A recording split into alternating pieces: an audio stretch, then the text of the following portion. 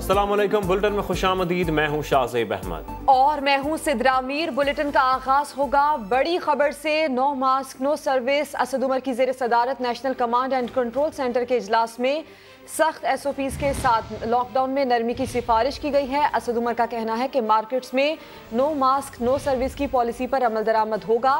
SOPs की खिलाफ वर्जी करने वालों के खिलाफ सख्त इकदामात की तजावीज़ भी शामिल की गई हैं। इसी बारे में मजीद बात करेंगे समा की नुमाइंदा अरहम खान से। अरहम बताएगा क्या तजावीज़ और सिफारिशात मुरतब की गई हैं। जी बिल्कुल शाहज़ेब, इजलास में असद उमर की जानिब से कहा गया है कि दुकानदारों को नो मास्क नो सर्विस की पॉलिसी पर अमल करना चाहिए। असद उमर की जानिब से लॉकडाउन खत्म करने और SOPs पर अमल दरामद मजीद सख्त करने की भी हिदायत की गई हैं। इजलास में यह भी फैसला किया गया है कि SOPs की जो खिलाफ वर्जी की जाएगी उनके खिलाफ सख्त इकदाम किए जाएंगे।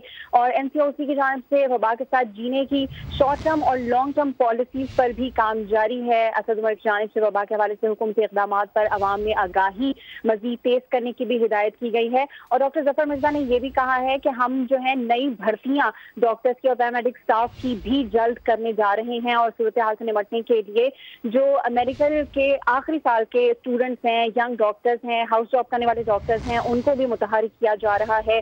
वॉक इन इंटरव्यूज के जरिए जल्द डॉक्टर्स की भर्तियां की जाएंगी। ये भी इजलास में बात सामने आई है कि सिंध और बलूचिस्तान हुकूमत के जो स्मार्ट लॉकडाउन की जो पॉलिसी है उससे मुत्तफिक नहीं है और दोनों सूबों की जानिब से घरों में जो करंटीना की पॉलिसी है उसको तरजीह दी जा रही है।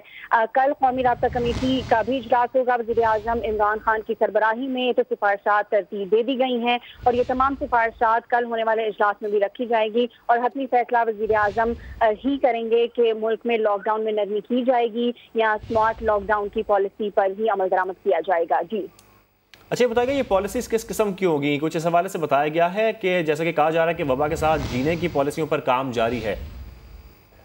जी बिल्कुल शाहज़ेब, जिस तरह से मास्क जो है वो लाजिम करार दे दिया गया है, बार बार ये कहा जा रहा है कि आप ग्लव्स का इस्तेमाल करें। आज इस्लामाबाद की जो ज़िला इंतज़ामिया उन्होंने भी ये कहा है कि अगर आप मास्क के बगैर बाहर निकलेंगे तो आपको भारी जुर्माना किया जाएगा। दफ़ा 188 जो है उसका भी नफाज कर दिया गया है। आप के खिलाफ कानूनी कार्रवाई भी की जा सकती है। तो तमाम एहतियाती जो तदाबीर हैं हुकूमत बहुत अरसे से SOPs का कह रही है और SOPs यही हैं कि आप समाजी फासला बरकरार रखें, जब आप बाहर जाएं आप मास्क का इस्तेमाल करें, ग्लव्स का इस्तेमाल करें, आप जो सैनिटाइजर्स हैं उनका इस्तेमाल करें। तो ये तमाम तर चीज़ें हैं जो हुकूमत की जानिब से बार बार कही जा रही हैं और जो इनके खिलाफ जाएगा उनके खिलाफ कानूनी कार्रवाई भी की जाएगी। अब ये बात भी सामने आ रही है। ठीक है, कानूनी कार्रवाई भी की जाएगी। आपको बताएं मुल्क में सख्त SOPs के साथ लॉकडाउन में नरमी की सिफारिश की गई है।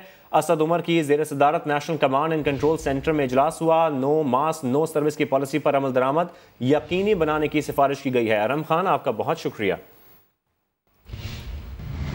वज़ीर आज़म के मुआवने खुसूसी बराए सेहत जफर मिर्जा का कहना है कि मुल्क में वेंटिलेटर्स की कोई कमी नहीं है। ये बात उन्होंने न्यूज़ कॉन्फ्रेंस में कही।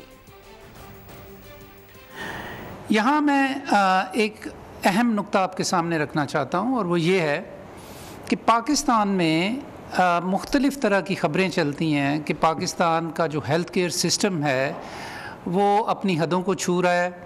पाकिस्तान में ICU बेड्स ख़त्म हो गए हैं, पाकिस्तान में वेंटिलेटर्स ख़त्म हो गए हैं। तो ऐसी कतन बात नहीं है। पाकिस्तान में इस वक्त जो वेंटिलेटर्स कोविड-19 की बीमारी के लिए मुख्तस किए गए हैं उनमें से सिर्फ़ 28% इस वक्त मसरूफ़ हैं या उनके ऊपर कोविड-19 के मरीज़ जो हैं वो वेंटिलेटर्स के ऊपर है 28%। जिसका मतलब ये है कि इसके अलावा जो वेंटिलेटर्स हैं वो अभी फ़ारग पड़े हैं। पाकिस्तान में वेंटिलेटर तैयार लेकिन क्लिनिकल ट्रायल शुरू ना हो सका। पाकिस्तान में तैयार 48 किस्म के वेंटिलेटर हाँ की मुंतज़र में हैं। मज़ीद बात करेंगे, ज़हीर अली हमारे साथ मौजूद हैं। ज़हीर, बताइए आखिर ये मामला है क्या? देखिए, हुकूमत की जानिब से ये फैसला किया गया था कि दुनिया में जो बेस्ट प्रैक्टिस है वो इमरजेंसी सूरत हाल जो कोरोना वायरस की सूरत में इस वक्त पूरी दुनिया को सामना है, उसको सामने रखते हुए जो ट्रायल है मुकामी सतह पे जो वेंटिलेटर तैयार किए गए उनका फौरी शुरू किया जाए। और पहले ड्रैब की जानिब से ये कहा गया कि जो माहिरीन की कमेटी है वो लिख कर दे, अगर इस पे ट्रायल इंसान पे जो ट्रायल करेंगे मरीजों पे, अगर किसी किस्म का कोई हादसा आता है तो वो जिम्मेदार होंगे। जिसके बाद ये फैसला किया गया कि मसनूई फेफड़े मंगवाए जाएं और पहले उन पे ट्रायल किया जाए। अब मसनूई फेफड़े भी आ गए और 48 किस्म से के जो वेंटिलेटर्स हैं वो पाकिस्तान इंजीनियरिंग काउंसिल की जानिब से ड्रैब को फराहम किए गए थे और अब तक उनका ट्रायल शुरू नहीं हो सका। और पाकिस्तान में कोरोना वायरस के केसेस भी बढ़ रहे हैं और वफाकी वजीर साइंस और टेक्नोलॉजी फवाद चौधरी की जानिब से 12 ये भी कहा गया था कि हम जो वेंटिलेटर मुकामी सतह पे तैयार करेंगे वो अपनी जरूरत पूरी करेंगे और हम एक्सपोर्ट करने की पोजीशन में होंगे। सही मामले की तफसील के लिए आपका शुक्रिया। और सिंध में सख्त लॉकडाउन और दुकानों की बंदिश की खबरें गलत हैं। अवाम खौफ का शिकार हों और ना ही खौफ फैलाने का बायस बने। तर्जुमान सिंध हुकूमत मुर्तज़ा वहाब ने वजाहत कर दी, कहा जो भी फैसला होगा वो वफाकी हुकूमत की मुशावरत से होगा। अवाम हुकूमत के ऐलान तक अफवाहों पर कान न धरें। इसी के साथ साथ सिंध में तालिब इल्मों के लिए अच्छी खबर भी है। बगैर इम्तिहान के अगली जमात में जाने को तैयार हो जाएं। वज़ीर तालीम सईद गनी ने समा की खबर की तस्दीक कर दी है। सबसे बड़ी बात यह है कि इस साल कोई भी तालिब इल्म फेल नहीं होगा। समा ने तलबा को ये खुशखबरी पहले ही सुना दी थी। 9वीं जमात में जो इस वक्त बच्चा है उसने बोर्ड का कोई इम्तिहान नहीं दिया हुआ, तो हमारे पास कोई ऐसा पैमाना नहीं है कि हम उसको कोई परसेंटेज दें, तो उसको हम परसेंटेज नहीं देंगे और 11वीं वाले को भी परसेंटेज नहीं देंगे।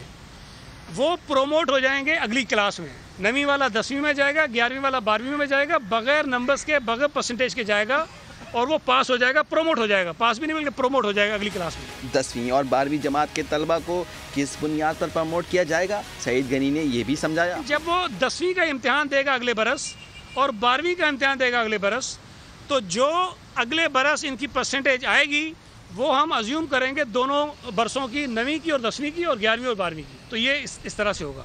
तो जो 10वीं जमात का है और 12वीं जमात का है उसका रिजल्ट हमारे पास बोर्ड का मौजूद है 1 साल का, तो उसी रिजल्ट की बुनियाद पर हम उसको प्रमोट करेंगे। 3% उसको हम इजाफी मार्क्स दे देंगे। 10वीं और 12वीं जमात के तलबा को इम्तिहान देना होगा। अगर फेल हुए तो 33% पासिंग मार्क्स देकर प्रमोट तो कर दिया जाएगा, लेकिन तलबा को 10वीं और 12वीं जमात में अच्छी परसेंटेज लाने के लिए मेहनत करनी होगी। और ऐसे में अहम मामला ये भी कि कराची में ट्रांसपोर्ट चलेगी या नहीं। ट्रांसपोर्टर 2 धड़ों में तकसीम हो गए। ऑल कराची मुतहदा मिनी बस ऑनर एसोसिएशन ने इरशाद बुखारी के फैसले का साथ देने से मुआसरत कर ली। नायब सदर का ये कहना है कि वो हुकूमत से तसादुम नहीं चाहते, लेकिन हुकूमत भी उनका ख्याल करे। रिपोर्ट करेंगे शाहनवाज अली कादरी। दूसरी जानिब वफाकी दारुल हुकूमत में मुंह ढांपे बगैर अब कोई नजर न आए। वजारत सेहत ने गाइडलाइंस जारी की तो इस्लामाबाद इंतजामिया ने भी अमल दरामद करवाने की ठान ली। नूरुल अमीन दानिश की रिपोर्ट। वज़ीर आज़म के मुआविन ख़ुसूसी बराए सेहत ने ट्वीट पैगाम में फेस मास्क का इस्तेमाल लाजमी करार दिया, तो डिप्टी कमिश्नर हमजा शफकात ने भी सख्ती से अमल दरामद कराने की ठान ली। मिनिस्ट्री ऑफ हेल्थ की ये रेगुलेशंस आ गई हैं और इसके मुताबिक जो है वो मास्क पहनना जो है वो कंपलसरी कर दिया गया है और इसकी ही फर्दरेंस में इस्लामाबाद इंतजामिया ने भी यही फैसला किया हुआ है कि जी हम इस गाइडलाइंस को इम्प्लीमेंट करवाएंगे। इस्लामाबाद इंतजामिया के मुताबिक दफा 188 लगेगी। मास्क ना पहनने वाले को 3000 रुपए जुर्माना और जेल यात्रा भी होगी, लेकिन ये सब होगा दूसरे मरहले में। पहले मरहले में नरमी बरतते हुए आगाही मुहिम चलाने का फैसला जो किया गया है। जो मास्क ले सकते हैं वो मास्क पहन लें और जो मास्क नहीं पहन सकते वो कम से कम अपने मुंह को जरूर ढांपें। हुक्काम का कहना है कि आवाम बहुत मुहतात रहें, क्योंकि कुछ भी हो जाए कोरोना वायरस का फैलाव रोकने का मिशन अब रुकने वाला नहीं है। वफाकी वजीर साइंस और टेक्नोलॉजी फवाद चौधरी सरकारी टीवी पर गैर मुल्की ड्रामों की पजीराई पर हैरान हैं। कहते हैं अपने फनकारों और ड्रामों के बारे में सोचना होगा। सेनेटर फैसल जावेद कहते हैं गैर मुल्की ड्रामों से मुकाबले का रुझान बढ़ेगा। सिंध के वजीर सईद गनी वफाक पर बरस पड़े। कहते हैं शुगर कमीशन की रिपोर्ट आने के बावजूद किसी की गिरफ्तारी नहीं की गई। यह हुकूमत करप्शन का नहीं ऑपोजिशन का खात्मा चाहती है। रिपोर्ट आने के बाद भी वो जो सर से पांव तक एक्टिव नैब है वो खामोश बैठी है। नैब क्यों किसी को गिरफ्तार नहीं कर रही है? नैब ने क्यों असद उमर को गिरफ्तार नहीं किया? नैब ने क्यों हफीज शेख को गिरफ्तार नहीं किया? नैब ने क्यों रजाक दाऊद को गिरफ्तार नहीं किया? नैब ने क्यों वजीर आजम को गिरफ्तार नहीं किया? नैब ने क्यों बोजदार को गिरफ्तार नहीं किया? ये सारा ड्रामा है। ये नैब न्याजी गठजोड़ जो है ये अपोजिशन को दबाने का सिर्फ एक हथियार है। इनका मकसद एहतसाब नहीं है, इनका मकसद करप्शन का खात्मा नहीं है, इनका मकसद अपोजिशन का खात्मा है। ऑपोजिशन लीडर फिरदौस शमीम नकवी ने समा की रिपोर्ट का हवाला देते हुए कहा कि सिंध सरकार ने दबाव डालकर 5 शुगर मिल्स ओमनी ग्रुप को फरोख्त करवाई। ओमनी ग्रुप को स्टेट बैंक की बजाय सिंध बैंक के जरिए कर्जा दिया गया। उन्होंने कराची वालों से पीपल्स पार्टी की करप्शन के खिलाफ बाहर निकलने की अपील कर दी। कहा कि सिंध के अवाम कब तक बीबी के नाम पर वोट देंगे। टोटल सिंध में कितनी शुगर मिल है? 38। चल रही कितनी है? 34। 34 में से जरदारी और ओमनी ग्रुप की 18। समा ने एक डिटेल रिपोर्ट की, 5 शुगर मिलें थी प्रेशर के जरिए ओमनी ग्रुप को बिकवाई गई। जितनी शुगर मिल बिकती है खरीदार एक है। 4 फैक्ट्रियों को जो कि ओमनी ग्रुप की हैं उनको 176 करोड़ रुपया मिला। किसके थ्रू देना चाहिए था? स्टेट बैंक के थ्रू। दिया किसके थ्रू? सिंध बैंक के थ्रू।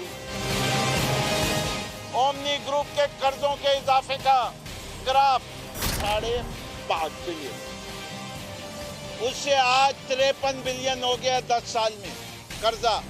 थट्टा शुगर मिल को 100 करोड़ का कर्जा दिया सिंध बैंक से। मुराद अली शाह साहब चैलेंज देता हूँ, मुर्तज़ा साहब चैलेंज देता हूँ, नासिर साहब चैलेंज देता हूँ, जाओ थट्टा शुगर मिल की तस्वीरें लाके अवाम को दिखाओ।